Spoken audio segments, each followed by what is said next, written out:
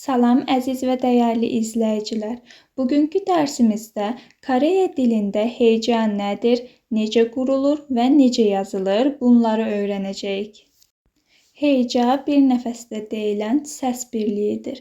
Yəni bir və ya bir neçə hərfdən ibarət olsa da, tələffüz zamanı bir vahid kimi oxunur. Koreya dilində isə hər bir söz hecalardan ibarət qutularda yazılır. Bu qutular hangıl hərflərinin birləşməsindən yaranır. Heca yaratarkən əvvəlcə samit, sonra sait, sonra yenidən samit hərflər olmalıdır. Yəni baş samit, orta sait və son samit. Son samit batçım adlandırılır. Batçım dediyimiz bu son samit hecalarda sözün və ya cümlənin tələffüzünü dəyişə bilər. Ona görə də batçım Koreya dilində çox önəmlidir.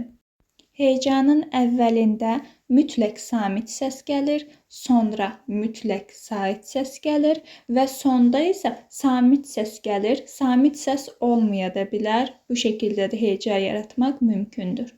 Heca yaratan zaman diqqət etməli olduğumuz məqamlardan biri də məhz yazılışıdır. Saitlər bildiyimiz kimi iki yerə ayrılır. Keçən mövzularımızda, videolarımızda izah etmişdik.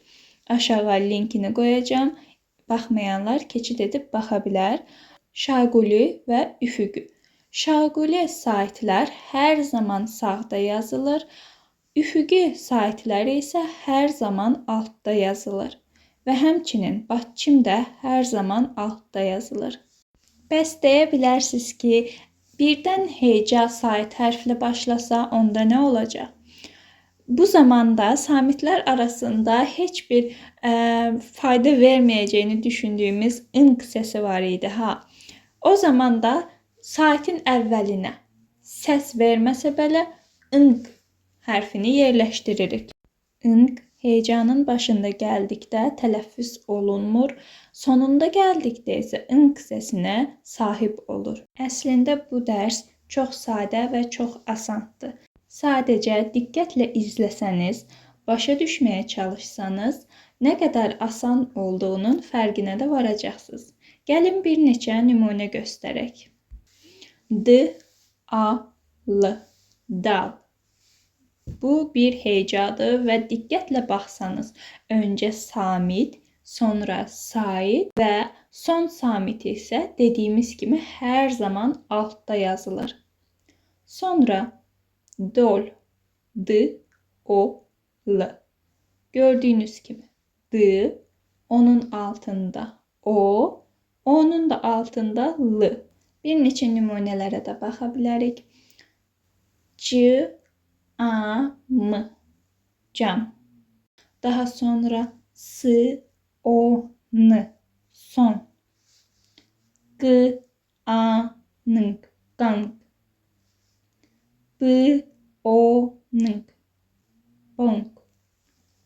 Və ən sonda keçən dərslərimizdə də dediyimiz kimi bir tapşırığımız olacaq. Tapşırığı açıqlama bölməsinə yazıram. Siz də onun cavabını qeyd edin. Həmçinin rəylərdə yaza bilərsiniz ki, biz də doğruluğunu yoxlayaq. Həmçinin digər dostlarımız da Koreya dilini öyrənmək istəyən hər kəs də bir-birinə köməklik göstərə bilər. Biz növbəti dərslərdə isə artıq sözləri öyrənməyə başlayacağıq. Sağ olun, hələlik. Özünüzə yaxşı baxın.